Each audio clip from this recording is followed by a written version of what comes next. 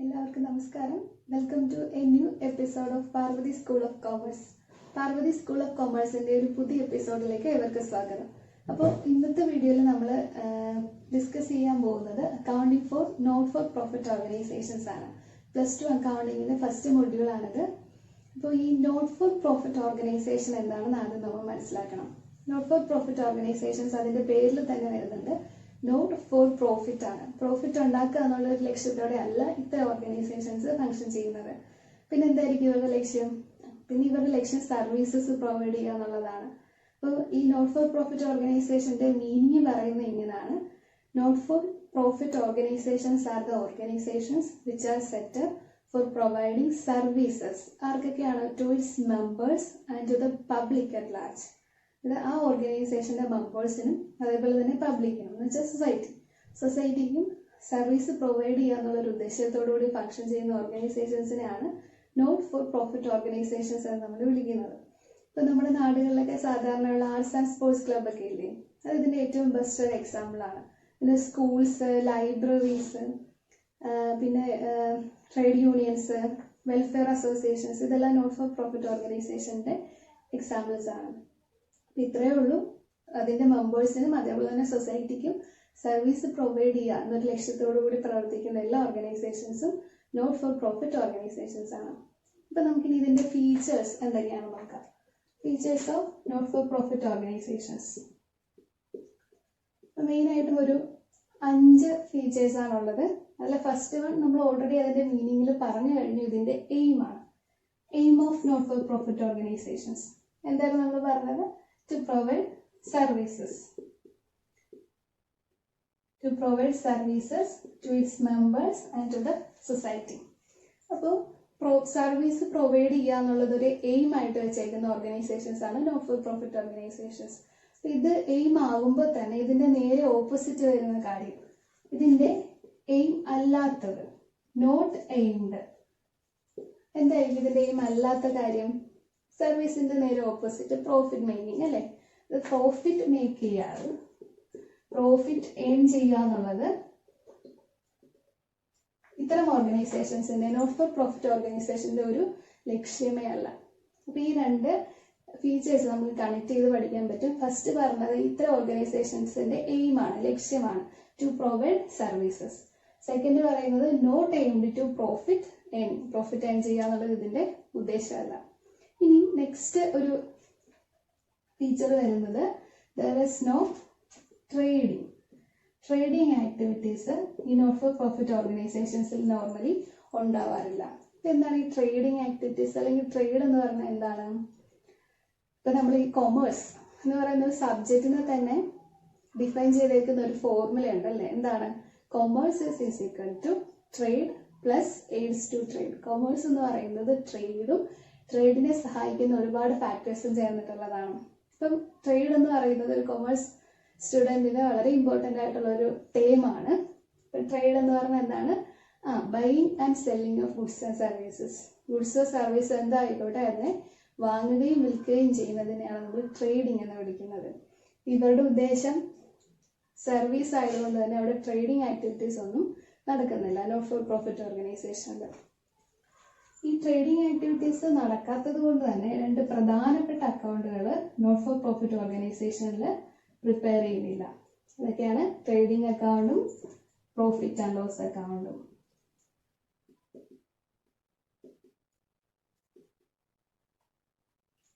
Not for profit ഓർഗനൈസേഷനിൽ trading അക്കൗണ്ടും profit and loss അക്കൗണ്ടും പ്രിപ്പയർ ചെയ്യുന്നില്ല. സാധാരണ ബിസിനസ് ഓർഗനൈസേഷന്റെ ഫൈനൽ അക്കൗണ്ട്സ് ആണ് ട്രേഡിംഗ് അക്കൗണ്ടും പ്രോഫിറ്റ് ആൻഡ് ലോസ് അക്കൗണ്ട്. ഇത് ഇവിടെ നമ്മൾ പ്രിപ്പയർ ചെയ്യുന്നില്ല. പക്ഷെ ബാലൻസ് ഷീറ്റ് ഉണ്ട്. ബാലൻസ് ഷീറ്റ് എന്ന് പറയുമ്പോൾ ആ ഓർഗനൈസേഷന്റെ അസറ്റുകളും ലയബിലിറ്റീസും കാണിക്കുന്നതുള്ള ഒരു അക്കൗണ്ട് ആണ്. അത് പ്രോഫിറ്റ് ഓർഗനൈസേഷനും നോട്ട് ഫോർ പ്രോഫിറ്റ് ഓർഗനൈസേഷനും ഒക്കെ പ്രിപ്പയർ ചെയ്യുന്നുണ്ട്. പക്ഷേ നോട്ട് ഫോർ പ്രോഫിറ്റ് ഓർഗനൈസേഷൻ ഈ 2 പ്രധാനപ്പെട്ട അക്കൗണ്ട്സ്, ട്രേഡിംഗ് അക്കൗണ്ടും പ്രോഫിറ്റ് ആൻഡ് ലോസ് അക്കൗണ്ടും പ്രിപ്പയർ ചെയ്യുന്നില്ല. ഇനി ലാസ്റ്റ് ഒരു ഫീച്ചർ വരുന്നത് ഇതിന്റെ മാനേജ്മെന്റിനെ പറ്റിയിട്ടാണ്. ഈ നോട്ട് ഫോർ പ്രോഫിറ്റ് ഓർഗനൈസേഷൻസിന്റെ management. Its management is done by elected executive members. ആരാണ്?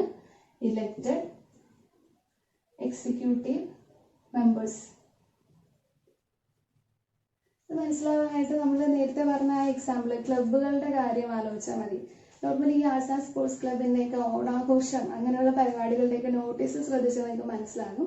അതിൽ കണ്ടന്റ് കഴിഞ്ഞിട്ട് വിശ്വസ്തയോടെ പ്രസിഡന്റ്, സെക്രട്ടറി, ഖജാൻജി, രക്ഷാധികാരി എന്നൊക്കെ പറഞ്ഞിട്ടാണ് ഡെസിഗ്നേഷൻസ് കാണിക്കുന്നത്. അപ്പൊ ഇവരൊക്കെ ആരാണ്? ഇവരൊക്കെ ആ ഓർഗനൈസേഷനിലെ മെമ്പേഴ്സ് തന്നെ ഇലക്ട് ചെയ്തെടുക്കുന്ന മെമ്പേഴ്സാണ്. അവരുടെ ഓർഗനൈസേഷന്റെ മൊത്തത്തിലുള്ള കാര്യങ്ങൾ മാനേജ് ചെയ്യുന്നതിന് വേണ്ടിയിട്ടുള്ള ഇലക്റ്റഡ് മെമ്പേഴ്സ്. ഇവരെല്ലാവരും കൂടി ചേർന്നിട്ടാണ് ഈ not for profit organisations manage ചെയ്യുന്നത്. ഇനി നമ്മൾ നോക്കാൻ പോകുന്നത് നോട്ട് ഫോർ പ്രോഫിറ്റ് ഓർഗനൈസേഷന്റെ ഫിനാൻഷ്യൽ സ്റ്റേറ്റ്മെന്റ്സിനെ പറ്റിയിട്ടാണ്, അല്ലെങ്കിൽ ഫൈനൽ അക്കൗണ്ട്സിനെ പറ്റിയിട്ടാണ്. നോർമലി ബിസിനസ് ഓർഗനൈസേഷന് 3 ഫൈനൽ അക്കൗണ്ട്സ് ആണുള്ളത്: trading account, profit and loss account and balance sheet. Not for profit ഓർഗനൈസേഷനിൽ നമ്മൾ ഫീച്ചേഴ്സ് പറഞ്ഞപ്പോൾ ഓൾറെഡി പറഞ്ഞു, ഇവർ എന്ത് പ്രിപ്പയർ ചെയ്യുന്നില്ല? ട്രേഡിംഗ് അക്കൗണ്ടും പ്രോഫിറ്റ് ആൻഡ് ലോസ് അക്കൗണ്ടും പ്രിപ്പയർ ചെയ്യുന്നില്ല. അതിന് പകരം ഇവർ വേറെ 2 അക്കൗണ്ട്സ് ആണ് പ്രിപ്പയർ ചെയ്യുന്നത്: റെസീപ്റ്റ്സ് ആൻഡ് പേയ്മെന്റ്സ് അക്കൗണ്ട്,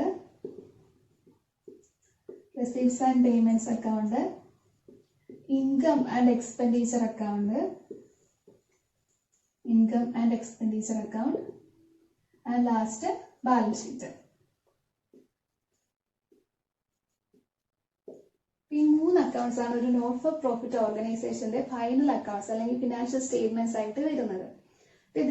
ഇതിൽ ഓരോന്നും എന്താണെന്ന് പഠിക്കാം. ആദ്യം വരുന്നത് റെസീപ്റ്റ്സ് ആൻഡ് പേയ്മെന്റ്സ് അക്കൗണ്ട് ആണ്.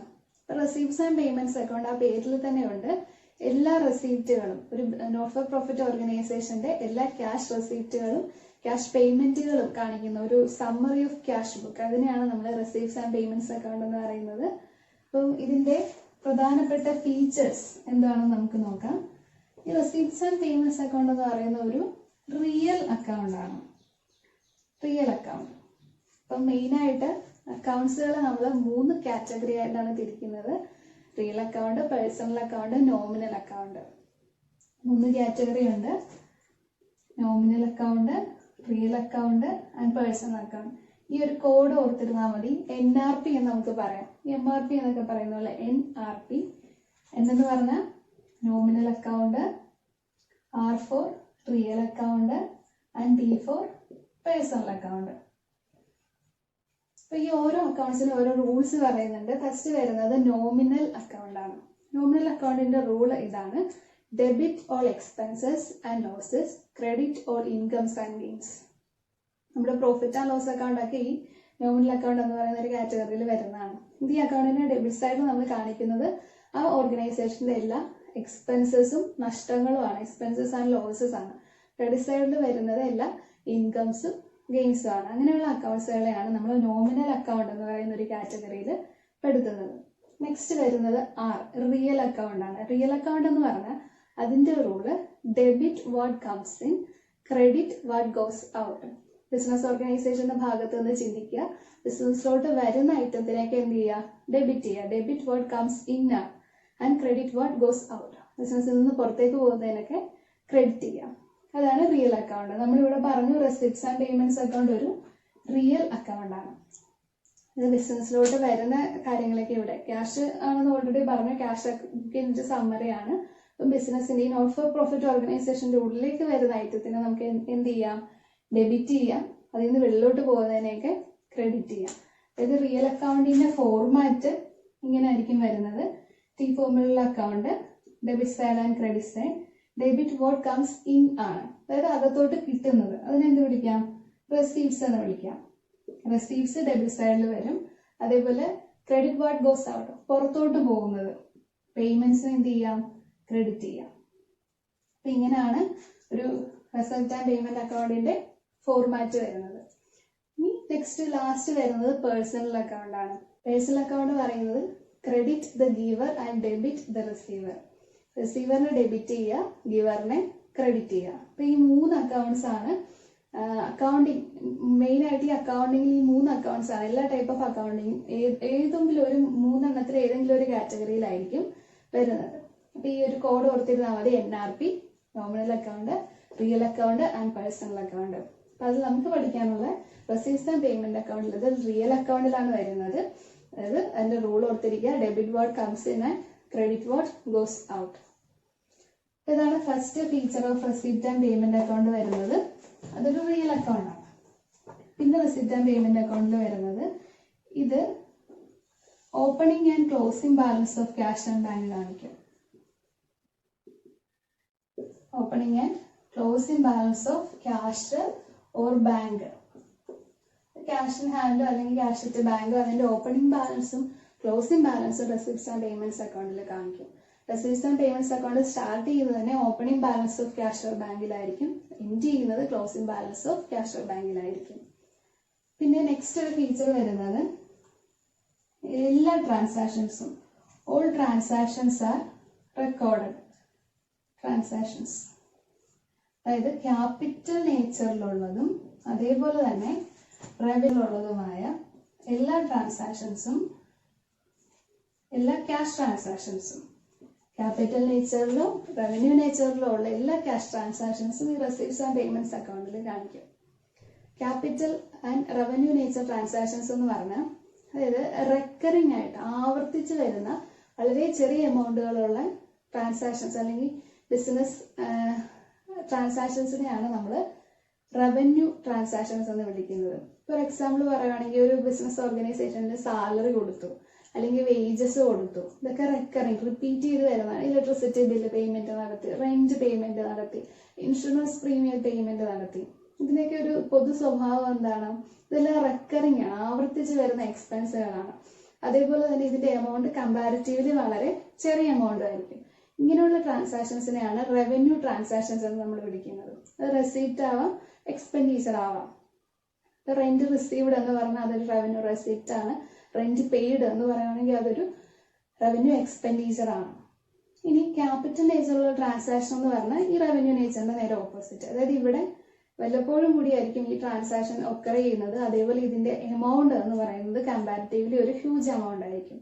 ഇപ്പൊ ഒരു അസറ്റ് പർച്ചേസ് ചെയ്തു, ഫർണിച്ചർ ഒരു 1 lakh rupees കൊടുത്ത് ഫർണിച്ചർ പർച്ചേസ് ചെയ്തു എന്ന് പറയുവാണെങ്കിൽ അതൊരു ക്യാപിറ്റൽ ട്രാൻസാക്ഷൻ ആണ്. കുറച്ചുകൂടി സ്പെസിഫിക് ആയിട്ട് പറഞ്ഞാൽ അതൊരു ക്യാപിറ്റൽ എക്സ്പെൻഡിച്ചർ ആണ്. കയ്യിൽ പോവുകയല്ലേ ചെയ്തത്. ഇനി അതേപോലെ തന്നെ പഴയ ഒരു മെഷീനറി, ഓൾഡ് മെഷീനറി വിറ്റപ്പോൾ ഒരു 50,000 rupees കിട്ടി. അപ്പൊ അതെന്താണ്? അത് ക്യാപിറ്റൽ റെസീപ്റ്റ് ആണ്. ഇങ്ങനെയുള്ള ട്രാൻസാക്ഷൻസിനെയാണ് ക്യാപിറ്റൽ ആ റവന്യൂ നേച്ചറുള്ള ട്രാൻസാക്ഷൻസ് എന്ന് പറയുന്നത്. റെസിപ്റ്റ്സ് ആൻഡ് പേയ്മെന്റ്സ് അക്കൗണ്ടിന്റെ പ്രത്യേകത എന്താണ്?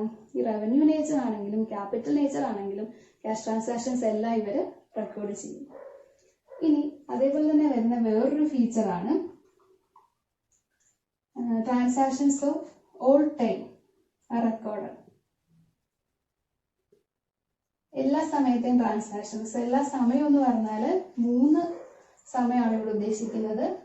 കറണ്ട് ഇയറിലെ, പ്രീവിയസ് ഇയറിലെ, അതേപോലെ തന്നെ സബ്സിക്വന്റ് ഇയറിലെ. കറണ്ട് ഇയർ ട്രാൻസാക്ഷൻസ് ആയാലും പ്രീവിയസ് ഇയറിലെ ട്രാൻസാക്ഷൻസ് ആയാലും സബ്സിക്വന്റ് ഇയറിലെ ട്രാൻസാക്ഷൻസ് ആയാലും റെസിപ്റ്റ്സ് ആൻഡ് പേയ്മെന്റ്സ് അക്കൗണ്ടിൽ നമ്മൾ റെക്കോർഡ് ചെയ്യും. ഇനി എന്താണ് ഈ current year, previous year, subsequent year എന്ന് നോക്കാം. ഇതിപ്പോ ഈ 2020 എന്ന് പറയുന്നത് കറണ്ട് ഇയർ ആണ്. ഓൺഗോയിങ് ഇയറിനെയാണ് നമ്മൾ കറണ്ട് ഇയർ എന്ന് പറയുന്നത്. അതിന് തൊട്ട് മുന്നേ ഉള്ള ഇയർ 2019 അതാണ് പ്രീവിയസ് ഇയർ. അതിന് ശേഷമുള്ള ഇയർ 2021 2021 അതായിരിക്കും എന്ത്? Subsequent year. അപ്പോൾ റെസിപ്റ്റ്സ് ആൻഡ് പേയ്മെന്റ്സ് അക്കൗണ്ടിൽ കറണ്ട് ഇയറിലെ ആണെങ്കിലും പ്രീവിയസ് ഇയറിലെ ആണെങ്കിലും സബ്സിക്വന്റ് ഇയറിലെ ആണെങ്കിലും എല്ലാ ട്രാൻസാക്ഷൻസും റെക്കോർഡ് ചെയ്യും. ഇതൊക്കെയാണ് റെസിപ്റ്റ്സ് ആൻഡ് പേയ്മെന്റ്സ് അക്കൗണ്ടിന്റെ ഏറ്റവും പ്രധാനപ്പെട്ട ഫീച്ചേഴ്സ് ആയിട്ട് വരുന്നത്. ഇതൊരു റിയൽ അക്കൗണ്ട് ആണ് എന്ന് വെച്ചാൽ എല്ലാ റെസിപ്റ്റുകളെയും ഡെബിറ്റ് ചെയ്യും, പേയ്മെന്റ്സിനെ എല്ലാത്തിനെയും ക്രെഡിറ്റ് ചെയ്യും. അതേപോലെ തന്നെ ഓപ്പണിംഗ് ബാലൻസും ക്ലോസിംഗ് ബാലൻസും ഉണ്ടാവും. പിന്നെ എല്ലാ ക്യാഷ് ട്രാൻസാക്ഷൻസും ക്യാപിറ്റൽ നേച്ചർ ആണെങ്കിലും റവന്യൂ നേച്ചർ ആണെങ്കിലും റെസിപ്റ്റ്സ് ആൻഡ് പേയ്മെന്റ്സ് അക്കൗണ്ടിൽ നമ്മൾ റെക്കോർഡ് ചെയ്യും. അതേപോലെ തന്നെ എല്ലാ ഇയറിലെയും, കറണ്ട് ഇയറിലെ ആണെങ്കിലും പ്രീവിയസ് ഇയറിലെ ആണെങ്കിലും അതേപോലെ തന്നെ സബ്സിക്വന്റ് ഇയറിലെ ആണെങ്കിലും ട്രാൻസാക്ഷൻസ് എല്ലാം റെസിപ്റ്റ്സ് ആൻഡ് പേയ്മെന്റ്സ് അക്കൗണ്ടിൽ നമ്മൾ റെക്കോർഡ് ചെയ്യാറുണ്ട്. Receipts and payments account clear ആണെന്ന് വിചാരിക്കുന്നു. ഇനി നമ്മൾ ഡിസ്കസ് ചെയ്യാൻ പോകുന്നത് ഇൻകം ആൻഡ് എക്സ്പെൻഡിച്ചർ അക്കൗണ്ട് ആണ്. Income and expenditure account not for profit ഓർഗനൈസേഷന്റെ എല്ലാ ഇൻകങ്ങളും എക്സ്പെൻസുകളും കാണിക്കുന്ന അക്കൗണ്ടാണ് income and expenditure account. Receipts and payments account income and expenditure account തമ്മിൽ കണക്ട് ചെയ്ത് നമുക്ക് പഠിക്കാം. റെസിപ്റ്റ്സ് ആൻഡ് പേയ്മെന്റ്സ് അക്കൗണ്ടിന്റെ നേരെ ഓപ്പോസിറ്റ് വരുന്ന കാര്യങ്ങളാണ് ഇൻകം ആൻഡ് എക്സ്പെൻഡിച്ചർ അക്കൗണ്ടിൽ വരുന്നത്. അവിടെ നമ്മൾ പറഞ്ഞു റെസീവ്സ് ആൻഡ് പേയ്മെന്റ്സ് അക്കൗണ്ടിൽ നമ്മൾ പറഞ്ഞു അതൊരു റിയൽ അക്കൗണ്ട് ആണെന്നുള്ളത്. ഇൻകം ആൻഡ് എക്സ്പെൻഡിച്ചർ അക്കൗണ്ട് പക്ഷെ ഒരു നോമിനൽ അക്കൗണ്ട് ആണ്, റിയൽ അല്ല, അത് നോമിനൽ അക്കൗണ്ട് ആണ്. നോമിനൽ അക്കൗണ്ടിന്റെ റൂള് ആ NRP ഓർത്താൽ മതി. നമ്മൾ നേരത്തെ പറഞ്ഞതാണ്. എന്താണ്? എല്ലാ എക്സ്പെൻസുകളെയും ഡെബിറ്റ് ചെയ്യുക, അതേപോലെ തന്നെ എല്ലാ ഇൻകങ്ങളെയും ക്രെഡിറ്റ് ചെയ്യുക. ഈ ഇൻകം ആൻഡ് എക്സ്പെൻഡിച്ചർ അക്കൗണ്ടിന്റെ ഫോർമാറ്റ് എങ്ങനെയായിരിക്കും വരുന്നത്? ഇൻകം ആൻഡ് എക്സ്പെൻഡിച്ചർ അക്കൗണ്ടിന്റെ ഫോർമാറ്റ് ഡെബിറ്റ് സൈഡില് ഡെബിറ്റ് ഓൺ എക്സ്പെൻസസ് എന്നാണ്. അപ്പൊ ഈ എക്സ്പെൻഡിച്ചർ ഡെബിറ്റ് സൈഡിൽ വരും, ഇൻകം എന്നുള്ളത് ക്രെഡിറ്റ് സൈഡിലും വരും. റെസീവ്സ് ആൻഡ് പേയ്മെന്റ്സ് അക്കൗണ്ടിന്റെ നേരെ ഓപ്പോസിറ്റ്. റെസീവ്സ് ആൻഡ് പേയ്മെന്റ്സ് അക്കൗണ്ടിൽ എങ്ങനെയായിരുന്നു? റെസീപ്റ്റ് ഡെബിറ്റ് സൈഡിലും പേയ്മെന്റ് ക്രെഡിറ്റ് സൈഡിലും ആയിരുന്നു. ഇവിടെ അതിന്റെ നേരെ തിരിച്ചു വരും.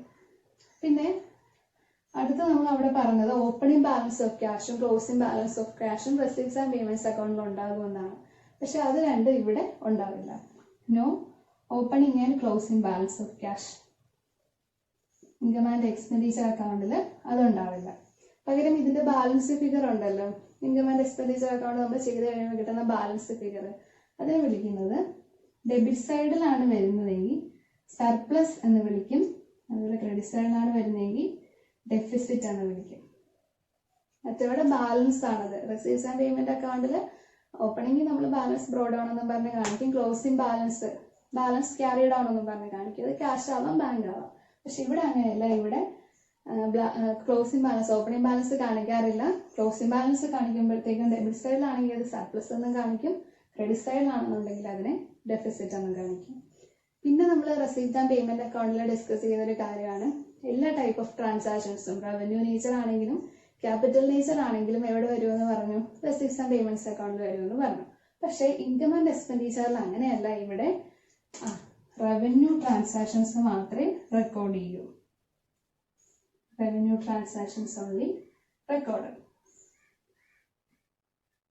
ക്യാപിറ്റൽ നേച്ചറുള്ള ട്രാൻസാക്ഷൻസ്, ഇതിപ്പം അസറ്റോ മെഷീനറിയോ ഫർണിച്ചർ അങ്ങനെയുള്ള എന്തെങ്കിലും അസറ്റ് പർച്ചേസ് ചെയ്തോ അസറ്റ് സെയിൽസ് നടത്തി അങ്ങനെയുള്ള ട്രാൻസാക്ഷൻസ് ഒക്കെ പറഞ്ഞ് അത് ഇൻകം ആൻഡ് എക്സ്പെൻഡിച്ചർ അക്കൗണ്ടിൽ നമ്മൾ കൺസിഡർ ചെയ്യാറില്ല.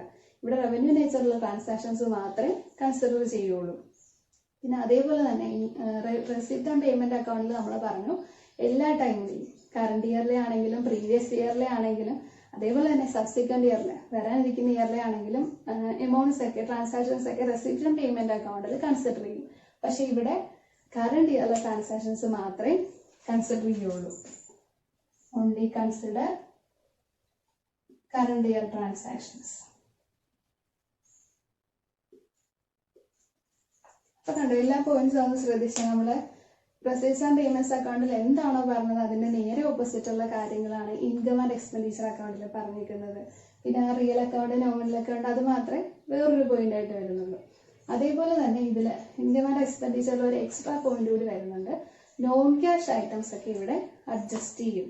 ഇൻകം ആൻഡ് എക്സ്പെൻഡിച്ചർ അക്കൗണ്ടിൽ നോൺ ക്യാഷ് ഐറ്റംസ് അഡ്ജസ്റ്റ് ചെയ്യും. ഈ നോൺ ക്യാഷ് ഐറ്റംസ് എന്ന് പറഞ്ഞാൽ depreciation, provision for bad debt അങ്ങനെയുള്ള ഐറ്റംസിനെയൊക്കെയാണ് നമ്മൾ നോൺ ക്യാഷ് ഐറ്റംസ് എന്നൊക്കെ പറയുന്നത്. ഡിപ്രീസിയേഷൻ എന്ന് പറഞ്ഞാൽ എന്താണ്? തേയ്മാനം അല്ലെ, അസറ്റിന്റെ വാല്യൂയിൽ ഉണ്ടാവുന്ന കുറവ്. ഡിപ്രീസിയേഷൻ എന്ന് പറയുന്നത് നമ്മൾ ഇൻകം ആൻഡ് എക്സ്പെൻഡിച്ചർ അക്കൗണ്ടിൽ കാണിക്കും. അതേപോലെ പ്രൊവിഷൻ ഫോർ ബാഡ് ഡെറ്റിന് വേണ്ടിയിട്ട് മാറ്റിവെക്കുന്ന പ്രോഫിറ്റിന്റെ ഭാഗം, പിന്നെ ഔട്ട്സ്റ്റാൻഡിങ് എക്സ്പെൻസുകൾ, പ്രീപെയ്ഡ് എക്സ്പെൻസുകൾ അങ്ങനെയുള്ള നോൺ ക്യാഷ് ഐറ്റംസും കൂടി ഈ ഇൻകം ആൻഡ് എക്സ്പെൻഡിച്ചർ അക്കൗണ്ടിൽ നമ്മൾ കൺസിഡർ ചെയ്യും. ഇതാണ് കമ്പയർ ചെയ്ത് പഠിക്കുമ്പോൾ ഒരു എക്സ്ട്രാ പോയിന്റ് ആയിട്ട് ഇൻകം ആൻഡ് എക്സ്പെൻഡിച്ചർ അക്കൗണ്ടിൽ വരുന്നത്. അപ്പൊ ഇത്രയും കാര്യങ്ങൾ നിങ്ങൾക്ക് ക്ലിയർ ആണെന്ന് വിശ്വസിക്കുന്നു. Income and expenditure account nominal account ആണ്. പിന്നെ അവിടെ ഓപ്പണിംഗ് ബാലൻസോ ക്ലോസിംഗ് ബാലൻസോ ക്യാഷ് ഉണ്ടാവാറില്ല. റെസീവ്സ് ആൻഡ് പേയ്മെന്റിന്റെ ഓപ്പോസിറ്റ് ചിന്തിച്ചാൽ മതി. അതേപോലെ തന്നെ റവന്യൂ ട്രാൻസാക്ഷൻസ് മാത്രമേ റെക്കോർഡ് ചെയ്യുള്ളൂ, ക്യാപിറ്റൽ ട്രാൻസാക്ഷൻസിനെ കൺസിഡർ ചെയ്യത്തില്ല. നോൺ ക്യാഷ് ഐറ്റംസ് ആയിട്ടുള്ള depreciation, provision for bad debt അങ്ങനെയുള്ള ഐറ്റംസ് ഒക്കെ ഇവിടെ കൺസിഡർ ചെയ്യും. പിന്നെ കറണ്ട് ഇയർ ട്രാൻസാക്ഷൻസ് മാത്രമേ കൺസിഡർ ചെയ്യുള്ളൂ. ഇത്രയാണ് ഇൻകം ആൻഡ് എക്സ്പെൻഡിച്ചർ അക്കൗണ്ട്. പിന്നെ നെക്സ്റ്റ് മൂന്നാമത്തെ financial statement of not for profit organisation ആണ് ബാലൻസ് ഷീറ്റ്. ഇത് profit organisation not for profit ഓർഗനൈസേഷന് കോമൺ ആയിട്ട് വരുന്ന ഒരു ഫിനാൻഷ്യൽ സ്റ്റേറ്റ്മെന്റ് ആണ്. ബാലൻസ് ഷീറ്റിൽ ആക്ച്വലി ഒരു ഓർഗനൈസേഷന്റെ, അത് പ്രോഫിറ്റ് ആയിക്കോട്ടെ നോട്ട് ഫോർ പ്രോഫിറ്റ് ആയിക്കോട്ടെ, ഒരു ഓർഗനൈസേഷന്റെ ഫിനാൻഷ്യൽ പൊസിഷൻ ആണ് കാണിക്കുന്നത്. ഫിനാൻഷ്യൽ പൊസിഷൻ എന്ന് പറഞ്ഞാൽ ആ ഓർഗനൈസേഷനിൽ എന്തുമാത്രം അസറ്റുകളുണ്ട്, എന്തുമാത്രം ബാധ്യതകളുണ്ട്, അങ്ങനെയുള്ള കാര്യങ്ങളൊക്കെ ഒരു സ്റ്റേറ്റ്മെന്റ് രൂപത്തിൽ കാണിക്കുന്നതാണ്, ഒരു അക്കൗണ്ട് രൂപത്തിൽ കാണിക്കുന്നതിനെയാണ് ബാലൻസ് ഷീറ്റ് എന്ന് വിളിക്കുന്നത്. അപ്പൊ ബാലൻസ് ഷീറ്റിന്റെ ഫോർമാറ്റ് ഇങ്ങനെയാണ് വരുന്നത്. അതിന്റെ റൈറ്റ് ഹാൻഡ് സൈഡിൽ അസറ്റ്സ് വരും, അസറ്റ്സ് എമൗണ്ട്, ലെഫ്റ്റ് ഹാൻഡ് സൈഡിൽ ലയബിലിറ്റി വരും, ലയബിലിറ്റി എമൗണ്ട്. എന്നിട്ട് അതിന്റെ സ്വത്തുക്കളെല്ലാം റൈറ്റ് ഹാൻഡ് സൈഡിൽ എഴുതി കാണിക്കും, ലയബിലിറ്റീസ് എല്ലാം നമ്മൾ ലെഫ്റ്റ് ഹാൻഡ് സൈഡിലും കാണിക്കും. നമ്മൾ ശ്രദ്ധിക്കേണ്ടത് ലയബിലിറ്റിയിൽ ക്യാപിറ്റൽ ഫണ്ട് കാണിക്കണം. എന്നിട്ട് അതിന്റെ കൂട്ടത്തിൽ ക്യാപിറ്റൽ ഫണ്ട് ഇപ്പൊ ഒരു എമൗണ്ട് ഉണ്ടായിരിക്കും. എന്നിട്ട് അതിന്റെ കൂട്ടത്തിൽ നമ്മൾ income and expenditure account prepare ചെയ്യില്ലേ, അതിന്റെ ബാലൻസ് ഫിഗർ അത് സർപ്ലസ് ആണെന്നുണ്ടെങ്കിൽ, ഞാൻ പറഞ്ഞു ഇൻകം ആൻഡ് എക്സ്പെൻഡിച്ചർ അക്കൗണ്ടിന്റെ ഡെബിറ്റ് സൈഡിലാണ് ബാലൻസ് ഫിഗർ വരുന്നെങ്കിൽ അത് സർപ്ലസ് ആണ്, ലാഭമാണ്. ക്രെഡിറ്റ് സൈഡിലാണ് വരുന്നെങ്കിൽ അത് ഡെഫിസിറ്റ് ആണ്. സർപ്ലസ് ആണ് വരുന്നെങ്കിൽ ക്യാപിറ്റൽ ഫണ്ടിന്റെ കൂട്ടത്തിൽ സർപ്ലസ് ആഡ് ചെയ്ത് കാണിക്കുക. ഡെഫിസിറ്റ് ആണ് വരുന്നതെങ്കിൽ ക്യാപിറ്റൽ ഫണ്ടിൽ നിന്ന് ഡെഫിസിറ്റ് ലെസ് ചെയ്ത് കാണിക്കുക.